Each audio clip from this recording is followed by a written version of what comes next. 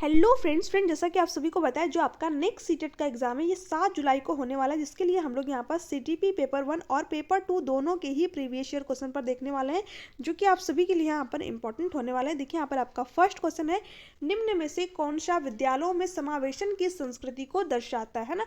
First option आपको यहाँ पर दे रखा है, विद्यार्थियों की जरूरत को पूरा करने के लिए विभेदी आकलन को बढ़ावा दिया जाता है। ये बात जो है आपके यहाँ पर बिल्कुल सही दे रखी है। देखिए विभेदी आकलन का मतलब आपका यहाँ पर क्या हो गया, यानी जो बच्चे के अंदर इंडिविजुअल डिफरेंसेस है, जो व्यक्तिगत विभिन्नता है, उसके अकॉर्डिंग जो है आकलन किया जा रहा है। तो ये बात जो है आपके यहाँ पर बिल्कुल सही है, तो फर्स्ट ऑप्शन आपका यहाँ पर राइट आंसर हो जाएगा। नेक्स्ट आपका दे रखा है, विभिन्नता और विविध परिप्रेक्ष्यों को हतोत्साहित किया जाता है। प्रत्येक बच्चे के अंदर क्या है, इंडिविजुअल डिफरेंसेस, यानी प्रत्येक बच्चा क्या एक दूसरे से अलग है। तो हमें क्या करना है, बच्चों की जरूरत के अकॉर्डिंग जो है उसे एजुकेशन प्रोवाइड करनी है। बट यहाँ पर क्या दे रखा है, हतोत्साहित करना। ठीक है, हमें हतोत्साहित नहीं करना है, प्रोत्साहित करना चाहिए। तो ये बात जो है आपका यहाँ पर गलत दे रखी है, तो ये वाला ऑप्शन आपका यहाँ पर कट जाएगा। वैसे भी जो हतोत्साहित वर्ड है आपका क्या है, निगेटिव वर्ड होता है ना। नेक्स्ट आपका दे रखा है, विद्यालय में कुछ विद्यार्थी ही अभिवादित और समाहित महसूस करते हैं। ऐसा थोड़ी है, जो विद्यालय है उसमें क्या करना चाहिए, हमें सभी बच्चों को जो है समाहित करना चाहिए। बट इसमें दे रखा है कुछ विद्यार्थी ही सिर्फ और सिर्फ समाहित महसूस करते हैं, तो ये बात जो है आपके यहाँ पर गलत दे रखी है। नेक्स्ट आपका दे रखा है, विद्यार्थियों को उनकी योग्यता के आधार पर स्थायी समूहों में बांटा जाता है। देखिए हमें विद्यार्थी को अलग नहीं करना है, अलग थलग नहीं करता है, क्योंकि जो हमारी समावेशी शिक्षा है, जो इंक्लूसिव एजुकेशन है, ये क्या कहती है, हमें प्रत्येक बच्चे को क्या करना है, समाहित करके एजुकेशन प्रोवाइड करनी है ना। तो इसमें दे रखा है स्थायी समूहों में बांटा जाता है। सेग्रीगेशन करना, अलग थलग करना, ये सारी चीज़ें क्या होती है, आपकी गलत होती है। तो ये ऑप्शन भी आपका यहाँ से कटेगा। फर्स्ट ऑप्शन जो है आपका राइट आंसर है। नेक्स्ट आपका क्वेश्चन है, निम्नलिखित में से किससे विद्यार्थियों की अक्षरों और शब्दों को पढ़ने, उनकी व्याख्या करने और उन्हें समझने की क्षमता सीधे प्रभावित होती है। गुणज वैकल्य। तो देखिए जो गुणज वैकल्य होता है इसका संबंध किससे होता है, डिसकैलकुलिया से, जिसमें कि बच्चों को क्या होता है, कैलकुलेशन करने में प्रॉब्लम होती है ना। तो ये ऑप्शन आपका यहाँ पर होगा नहीं। लेखन वैकल्य। लेखन वैकल्य का संबंध किससे होता है, डिसग्राफिया से ना, जिसमें जो बच्चा होता है उसको लिखने में प्रॉब्लम होती है। तो ये भी आपका ऑप्शन यहाँ पर होगा नहीं। अब देखिए वाचन वैकल्य, हाँ ये वाला ऑप्शन जो है आपका यहाँ पर राइट आंसर हो जाएगा। जो आपका वाचन वैकल्य होता है, जिसमें कि जो विद्यार्थी होता है उसको क्या होता है, अक्षरों और शब्दों को पढ़ने और उनकी व्याख्या करने और उन्हें समझने में की जो क्षमता होती है वो सीधे प्रभावित होती है ना। तो आपके ये वाला ऑप्शन आपका यहाँ पर राइट आंसर दे रखा है। नेक्स्ट है गति समन्वय वैकल्प। तो इसमें जो है बच्चे का एक प्रकार का ये भाषाई विकार होता है ना, तो ये बात जो है आपके यहाँ पर गलत है। थर्ड वाला ऑप्शन जो है आपका यहाँ पर राइट आंसर होगा। नेक्स्ट है, गतिक दिव्यांगता वाले विद्यार्थियों का सफल समावेशन सुनिश्चित करने के लिए निम्न में से किससे बचना चाहिए। ठीक है, बचना जो है महत्वपूर्ण है। देखिए क्वेश्चन को जो है आपको ध्यान से रीड करना है, इसमें पूछा है किससे बचना महत्वपूर्ण है ना।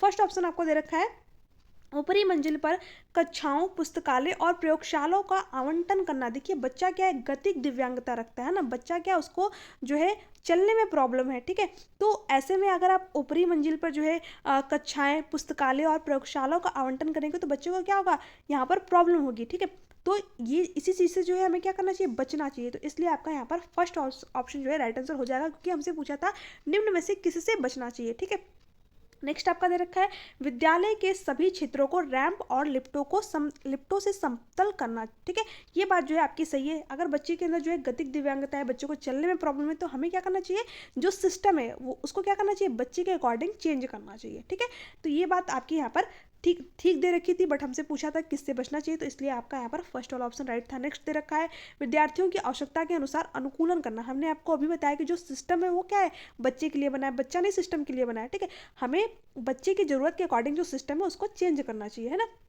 नेक्स्ट है, बैठक की व्यवस्था में उचित समायोजन करना। ये भी बात जो है आपकी यहाँ पर तीनों चीज़ सही दे रखी है, बट इसमें पूछा था जो है किससे बचना चाहिए, इसलिए आपका यहाँ पर फर्स्ट ऑप्शन राइट था। नेक्स्ट है, निम्नलिखित में से कौन सी सृजनात्मकता विद्यार्थी की पहचान संबंधी विशेषता नहीं है। देखिए फिर से आपसे पूछा विशेषता नहीं है। ठीक है, तो देखिए सृजनात्मकता का संबंध किससे होता है फ्रेंड्स, अपसारी थिंकिंग। ठीक है, अपसारी जो है सोच से होता है। यहाँ पर आपका दे रखा है कौन सी विशेषता नहीं है, उच्च क्रम समस्या समाधान। ये जो है आपकी सृजनात्मकता की जो है विशेषता होती है। अभी सारी सोच, देखिए जो सृजनात्मकता होती है इसका संबंध अभी सारी सोच से नहीं होता है, अपसारी सोच से होता है। अपसारी सोच का मतलब क्या हो गया, जिसमें कि बच्चा कई डायरेक्शन में चीज़ों को सोच सकता है। क्रिटिकल थिंकिंग, समालोचनात्मक चिंतन, है ना। तो जो सृजनात्मकता होती है इसका संबंध किससे होता है? अपसारी चिंतन से, है ना।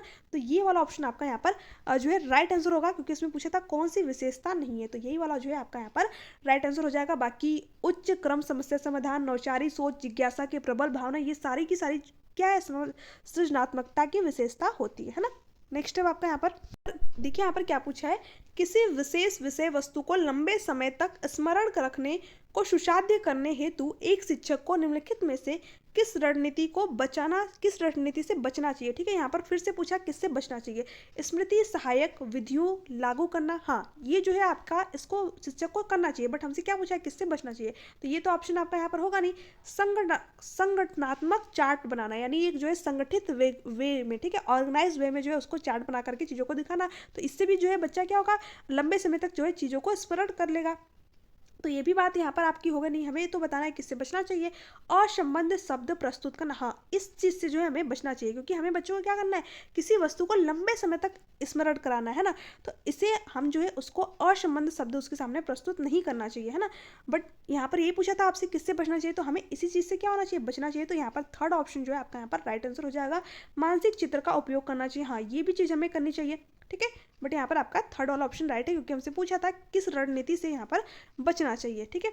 ऐसे वाले क्वेश्चन में ना अक्सर करके गलतियाँ होती है, क्योंकि जो है क्वेश्चन को अगर आप ध्यान से रीड करेंगे, समझ गए, तो जो आपका ऑप्शन है वो सही हो जाएगा।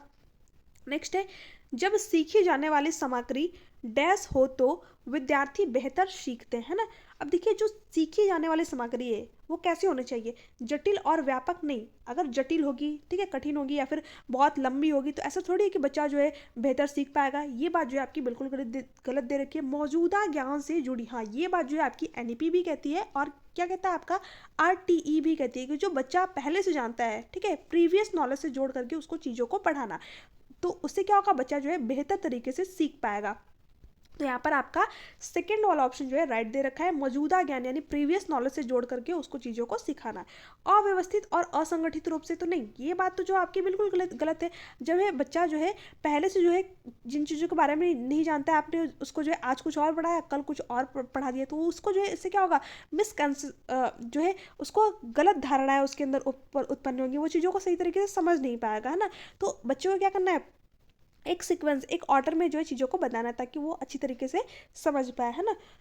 उनके सामाजिक सांस्कृतिक संदर्भ से भी नहीं, हमें बच्चों को क्या करना है, उसके जो सामाजिक जिस समाज में वो रहता है, जिस संस्कृति में रहता है, उनसे जो है चीज़ों को जोड़ करके यहाँ पर पढ़ाना है। तो ये भी बात यहाँ पर आपकी गलत दे रखी है, यहाँ पर सेकेंड वाला ऑप्शन जो है राइट आंसर हो जाएगा। नेक्स्ट है, निम्नलिखित में से कौन सा कारक शैक्षणिक उपलब्धियों में विद्यार्थियों की विफलता में योगदान देता है।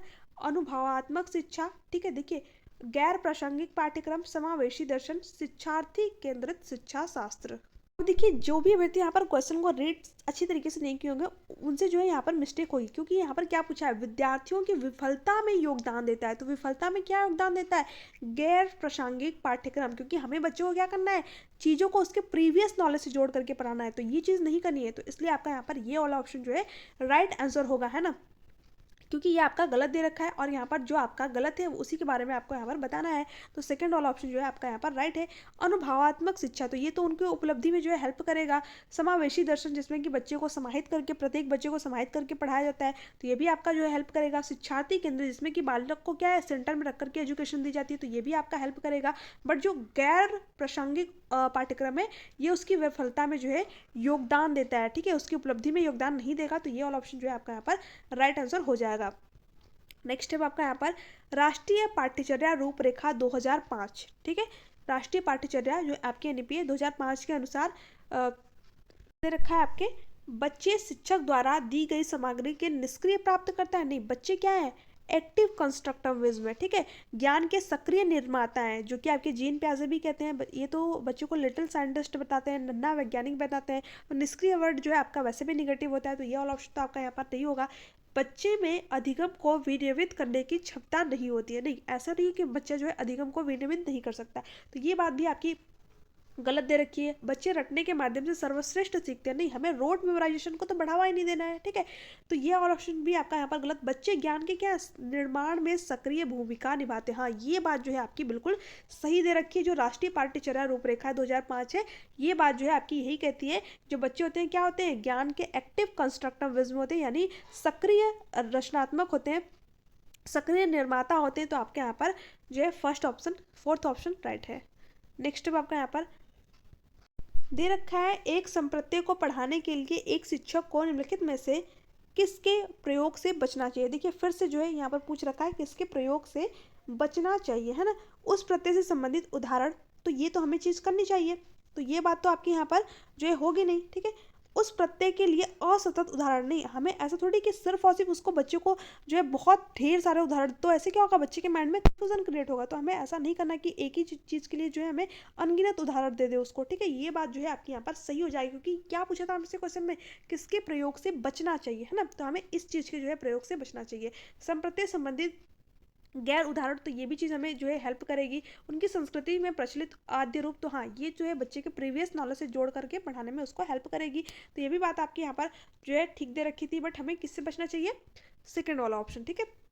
उस संप्रत्यय के असतत उदाहरण जो है बच्चे के सामने नहीं प्रस्तुत करने चाहिए, तो यहाँ पर आपका सेकेंड राइट है। नेक्स्ट है, स्वयं के ज्ञाता होने का ज्ञान या जागरूकता क्या दर्शाती है ना, स्वयं के ज्ञाता, ठीक है, इसको क्या कहते हैं, अधिसंज्ञान, मेटाकॉग्निशन। तो यहाँ पर आपका फर्स्ट वाला ऑप्शन जो है राइट आंसर हो जाएगा, जिसमें जो इसमें क्या होता है कि स्वयं के ज्ञान के बारे में, ठीक है, स्वयं के गुण के बारे में, स्वयं की विशेषताओं के बारे में जानना, ये क्या होता है आपका अधिसंज्ञान, मेटाकॉग्निशन, ठीक है।